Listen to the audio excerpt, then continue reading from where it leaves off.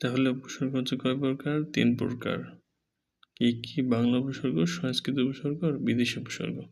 বাংলা উপসর্গ কয়টি? বাংলা উপসর্গ হচ্ছে 21টি। মনে থাকবে? অ, অগা, অচ, অনা, আর, নাপিতি, উন, কতকুনি, পাতি, বিভরাম, শশা, সুহা। বাংলা বাংলা ভাষার পূর্বে যুক্ত হয়ে থাকে। আরেকটা আছে হচ্ছে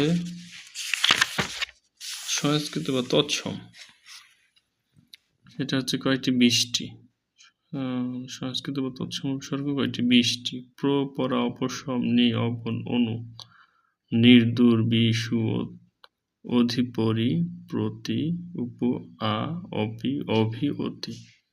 এই তৎসম উপসর্গ তৎসম শব্দের আগে বসে, আর বাংলা শব্দের বাংলার আগে বসে। আরো এক ধরনের আছে সেটা হচ্ছে বিদেশি উপসর্গ। বিদেশি উপসর্গগুলো হচ্ছে বিদেশি উপসর্গ ফার্সি উপসর্গ। ফার্সি উপসর্গ মনে রাখবো কিভাবে? যে বেকার, ধর, বদনবর। এই যে বে, তারপর কার, দর, বদ, না, তারপর আছে বর। বর আছে এই বৃষ্টি দেখা যায়। বর, নিমফি, নিমফি যেমন রাখতে হবে। বর, তারপর আছে বর, ব, কম। ওই যে বেকারদর, বদনবর, নিমফি, কম।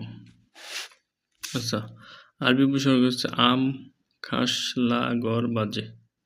আম খাস, লা, গর, বাজে। আম খাস, লা, গর, বাজে। আর ইংরেজি হচ্ছে ফুল, হাফ, হেড, সাপ, হর, হরেক। হিন্দি হর। এই উপসর্গ মনে রাখার সহজ একদম, দেখলে উপসর্গ মোটামুটি মনে থাকবে। একটু ভিডিও হয়নি।